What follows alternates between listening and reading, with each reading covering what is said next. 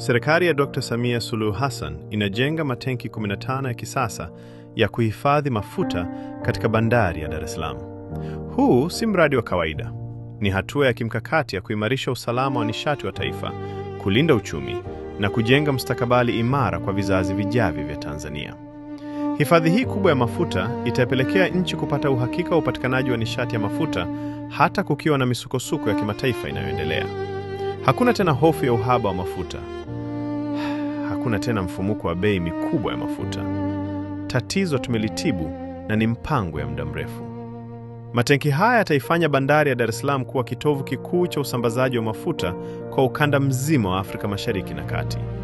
Tanzania haitakuwa tu mnunuzi wa mafuta, bali msambazaji, mshirika wa kimkakati na mhimili wa biashara ya nishati katika ukanda wa Afrika. Mradi huu pia utazalisha ajira zaidi, mapato zaidi kwa serikali na ukuaji wa sekta za usafirishaji, bima na huduma za kifedha. Kila tanki ni uwekezaji.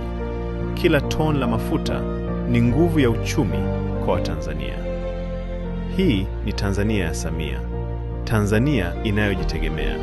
Tanzania inayoongoza kiuchumi.